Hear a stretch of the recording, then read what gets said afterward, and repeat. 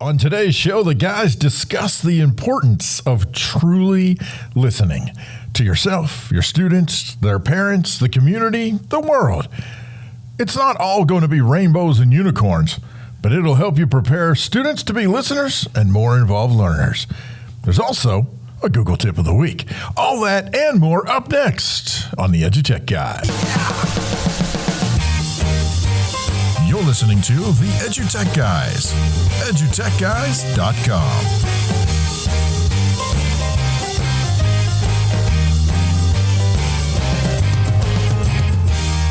Hey, hello, and welcome to this episode of the EduTechGuys. I'm David Henderson. Hey, I'm Jeff Madlock. Yeah, welcome to the show. Thank you so much for joining us.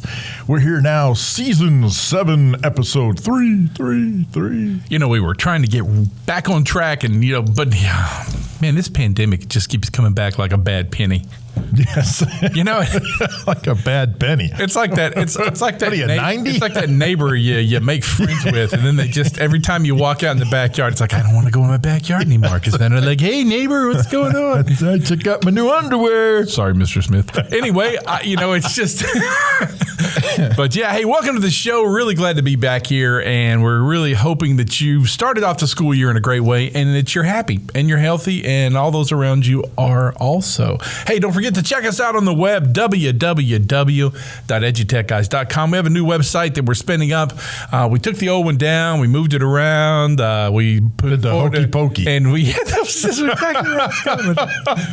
the hokey pokey with the website. But yeah, we're getting that all back up and running. It'll have a new look to it and all that kind of good stuff. And there's more on the horizon. We've got some new stuff in our new office. Some new pretty hardware and multimedia stuff. So it's going to get pretty cool out there. But you can always find us at EduTechGuys. Instagram, TikTok, Facebook, Twitter, Tinder, OnlyFans. Just kidding. I knew that would get you. You do not want us on Tinder. Our OnlyFans. Or, fans only or OnlyFans. You know, it's funny. People go, oh, I can't believe those guys just said that. Well, it's real world, man. Your kids are dealing with that. Right. Deal with it. Yeah, I mean, exactly. Deal with it. It's out there. If you don't know what it is, you probably should at least get yourself learned on what learned. That's what we're not suggesting you go make an account on those sites, but at least Google them and find out what research. They do. Find out if your kids are talking about them, and you see the chat about it. It's something to know, because the way you do that is you listen. You put your ear to the ground. You listen to the old railroad tracks like the cowboys used to do in the old, here comes the train, it's coming around the corner, we're going to rob it. But it's all about listening, and that's what we're going to talk about today, is truly listening, because I think that's something that a lot of us have a hard time with, me definitely included, but it is a problem across the board. It's listening to your students, your parents, your community, not to your administration. They're crazy. Not the people in charge. Never listen to the people in charge. No, they don't know what they're talking about. You just let them ramble, and then you do what you need to do to get the job done. Hey, so give us a few seconds. We're going to shuffle some microphones around here, plug in some cords. I've got to lick a couple of the 9-volt batteries, make sure they're still charged before we get going, and we're going to drop out to a quick commercial, and we'll be right back after this. Thanks for listening to EduTechGuys. Reach out to us on Twitter at EduTechGuys. Head over to Facebook, facebook.com/EduTechGuys, or cruise on over to the website, www.edutechguys.com. Hey, we've all heard that saying that most people are only listening to respond, that they're not truly listening. And I think you've been reading my journal. I've been reading your journal. But I think a lot of us can put ourselves in that position, not all the time. And I'm sure a lot of us would like to, immediately, rebuff that. Is that what it's called? Rebuke something? Anyway, I don't know. I can't remember the word I'm looking for. Rebuff it. Rebuff it? No, that's not the word. I know it's something. But anyhow, speaking of listening, but my point is that we immediately want to jump up and go, no, I don't do that. I always listen with the intent of capturing what they're saying so that I can respond effectively. No, we don't do that. We are all guilty of having something that is already in our head, ready to say, sometimes regardless of what the other person is saying. We know it's like a problem we have with emails. Yeah. Most people only read the first 1 or 2 lines and start responding, or don't respond based on what they read before reading the, in our district, the 7 paragraphs that they might send out. But, that's exactly what happens. And, I was just almost, I tell myself every interview, okay, shut up and listen, clear your brain out. Because if we're having a conversation, then it will take, me, it'll take me, I'll make a statement and then a whole bunch of trash is in the middle until I can get back to defining what I meant by that statement. So you have to listen to me all the way through, because I'll get off about the dog and, whatever. And then I'm right back on track to it. But, you're exactly right. And if we do that with students who are just now learning to form their ability to respond and to converse, then we're not giving them the chance to get that out. Wait on it. Wait, listen, because you're going to find different points. And I think that brings us down to how to actively listen, because I am terrible at actively listening. Like, trying to figure out listening, and in my brain start making an outline of what I'm hearing. Right. So that I can respond to it and put them in categories. Now, if it's me and I rattle on for 20 minutes, good luck with that. 75 That's topics. a lot to sort through. Oh, I can tell you that from personal experience. Yeah, 5th wife, come on. That's exactly what I'm dealing with there. So I'm just kidding. It's the same one. She just doesn't listen to me. But but really that's it, is actively listening. And I don't really know any techniques in active listening. I need to look that up. I think about it all the time. I think about, okay, pull the key points out and then try to listen to when he gives a key point, or he or she. It's usually you and me. Gives a key point, then listen to what you're going to add to that so you can appropriately respond. Because the biggest deal in listening is responding correctly to everything you were supposed to hear. Well, and I think you touched on a good point in that if we treat, and I know you can't treat every situation like a conversation, but if we can treat most of the situations where we're supposed to be listening to the person talking to us, again, like you said, whether that is a student, whether it's another teacher, whether it's administrator, a parent, whoever it is, that if as we are listening and as they are talking with us, in our head, we have to make a conscious effort to say, hey, this is a conversation. We are having a two-way banter here back and forth about whatever this happens to be. I think part of the problem is or comes in when there is some conflict in that conversation. When the student that you're talking with and you're trying, jeepers, it's the cops. They've caught us. Pack up the mics. We got to get out. Sorry, I interrupted you. That was great, though. Those of you listening, yes, we have warrants.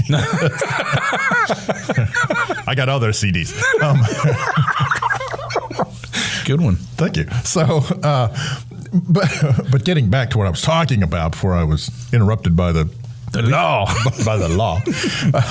But I think often what happens is there's, and let's just be honest, a lot of the times when we kind of shut down that two-way conversation, it's when we are in the middle of a conflict situation where, frankly, we don't want to hear what the other person's saying, and they don't want to hear what we're trying to say.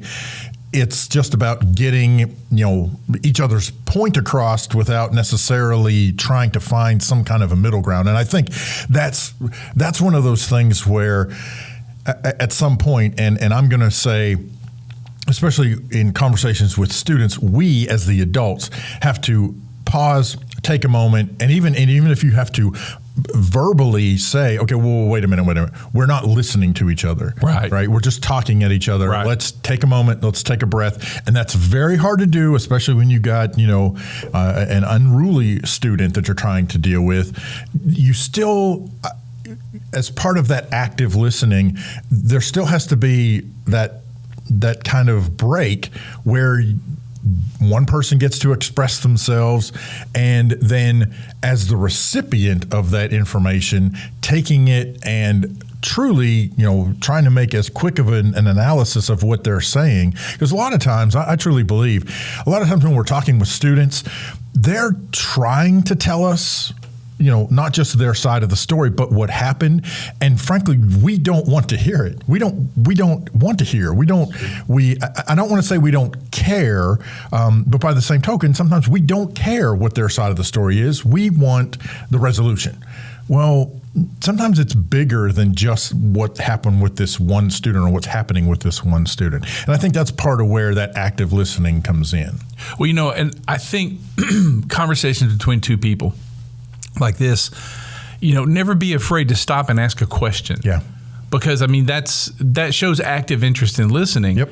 I think in the classroom where it comes into play, when you're dealing with one student and you actively ask a question, you might be asking a question that the other students in the classroom have, or might be asking a question that will get answered that you can help answer, in turn, answering questions in that larger conversation. And I think about...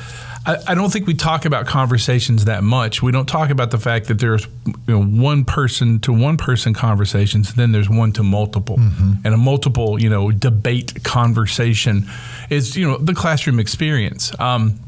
It's interesting. There's a new show on Netflix or something called The Chair, and I forget who's in it, but it's about the first woman chair of a college in the United States, and she's dealing with the English department. It's modern, and the fact that the department has got really low numbers, and that's really true. A lot of our kids don't care to be writers anymore. They don't care to read. And, they don't just get their kicks from poems and, that kind of stuff. And I thought to myself, that's really right. And that is just the beginning of the death of communication. Now, people will say, well, no, you still got social media and blah, blah, blah. Really? When's the last time you read a really good 4-page article? Yeah. It doesn't exist. Everything's one shot. Here's a little bit of information. Hence the problem with the COVID and the vaccines. You can't get a nice long, you can, but people don't want to read them. Right. And so there's that conversation. A conversation is not just between two people. There's a conversation with the writer of a book, with an article. There's that conversation you have as you read it. You're asking yourself questions that maybe don't get answered by that article. And, that's, to me, something we should start looking at in the classroom to help our kids understand communication. I think it would make them more avid readers if they would understood about conversing and talking about it after the fact. Because that is the university English literature department. When you get to that level, you're literally reading poems, you're reading works, say Moby Dick, and how it has to do with the social stigmas of the time, or the role of men, the absence of women. Wow, that's pretty heavy. And those are conversations that, if you're not an active listener, if you're not listening, you're going to miss all that. And to me, that might be something that we're missing. We're starting to lose in public education. Yeah, to me, it kind of points back to, or not back to, but one of the things that we have sort of prided ourselves on is when we sit down and we have, and we call them interviews when we've got guests on the show, but that's just because that's the word. The truth is, it is more often than not conversations. When we sit down with someone, when someone comes and sits down with us to have a conversation on the show, that's one of the things that you and I try very hard to do is participate in that active listening. We're listening to what they're telling us, and frankly, I think especially in that type of situation where you've got someone who is sharing their expertise or sharing their thoughts, whenever they come up with some, a little tidbit of something or something that, and I think part of active listening is also active viewing, and that is reading people, reading the body language, reading their face. How many times did we have someone sit down and they start talking to us about one particular thing, but their face lights up when they mention this one thing kind of in passing, and then we grab onto that and we start talking about that. So they may have wanted to sit down to talk about, I don't know, Google classroom, rollout, and instead, they end up talking about the student projects that their students have generated out. Yes, partly because of what they've been doing in the classroom, but you could tell that's where they lit up. Part of that active listening and active viewing is picking up on those little nuggets and then letting the other person explore for themselves the thing that they may not even realized was the thing that they were just most excited about. Well, and it's like you and I've always said, we go to conferences and we have 1,000 mini conferences, but I think that's the key to conversation, is that everyone should leave with some little nugget, some little excitement that happened from the conversation, both parties, whether it's the person telling us that information or us receiving that information and actively listening and picking up on that nugget, and then seeing the joy and excitement from that person as we also enjoy it, as we walk away from it. So maybe that's the key to everything, is join those conversations to have a fun time, and share fries. So, that's a good one. You always bring French fries. That's kind of out there, but. Oh, well, and if one of you brings French fries and the other brings, a Frosty. Hey. You dip your fries in your Frosty. And if you give a mouse a cookie, If you give Jeff a Frosty, he's going to ask for some fries. If you give him fries, he's going to tell David to pick him up a double Wendy's. That's right. Hey, listen, we hope you've enjoyed this little talk we've had today. It's been on our brains. We had written this episode a few weeks ago, actually. I think we had come up with the idea. But I tell you what, right now, we're going to take a quick break. And when we come back, we're going to look at the Google Tip of the Week, or actually Google... What do we call that? We changed it, didn't we? I think it's the EduTech Tip of the Week. It just doesn't roll off the tongue. It doesn't. The EduTech Tip of the Week. No, it just doesn't really work for me, but we'll figure that out. So, hey, we'll be right back after this. You can bring the EduTechGuys to your conference or school. Just visit www.edutechguys.com, fill out the form, and you can bring David and Jeff to your school to visit with your staff, your students, and even your community. The fun and excitement of being interviewed and on a podcast with the EduTechGuys at edutechguys.com. Hey, guess what time it is? It's the EduTech Tip of the... Well, whatever. Yeah, we'll work on that. Matt Dosher, if you're listening to this, man, reach out, bro. We need some help here. We need a melody. Reach out, touch faith. So it was actually the cops here. It was Walker, Texas Ranger, showed up here looking for both of us a while ago. If you've been listening to the podcast, you heard the cops show up. Long story short, warrants. Anyway, Tech Week of this week is something that you're going to laugh. Some of you will laugh at, but you've got to remember how important it is for you and your time. And to save time when working on a computer, keystrokes, are, big deal. If you can learn even the basics, Control-C for copy and Control-V for paste, Control-P for print, the list goes on and on. On an Apple, it's Command, or the Apple key. C, V, and P do the same thing. Teaching a workshop just the other day, I had teachers that were, copying stuff with, their mouse or their trackpad, and then going up to edit and, hitting copy, and then going to a place and going to edit and hitting paste. And we talked about using, keystrokes for that. Save yourself some time. Teach your kids this. You'll find that once you start to use it, you can actually build this process in your workflow that will save you, tons and tons and tons of time. And if you've got access to a wireless display that is on the same network that you're on, and you're using a Windows machine, I believe this goes all the way back to Windows 8, but I know it works for Windows 10 for sure. But you can hit the Windows key and the letter K, and that will actually bring up a list of devices that you've got, wireless devices that you could then cast to, and it will let you just cast your screen onto that device. It's very, very handy. You don't have to plug stuff in. You can just do it wirelessly. Hey, and just save yourself some time. Go out to the web, any of your favorite search engines, web crawler, DuckDuckGo. Alta Vista. If you're on AOL, there's this great also. Just search handy keystrokes. You'll find most places have put you together a nice little one-pager you can print out and stick right next to your computer. That's right. You can put it right next to the Post-it note that's got your password. There you go. Boy. Don't put your password on a Post-it. We know you do it. And right now, how many of you can lift up your keyboard and there's a Post-it note with your password on it? Shame, we know your name. Exactly. Little Goonies reference there. Hey, listen, it's been a great show. We hope you had a great time. I'm Jeff Madlock. I'm David Henderson. We'll catch you next time. You've been listening to the EduTech Guys, edutechguys.com.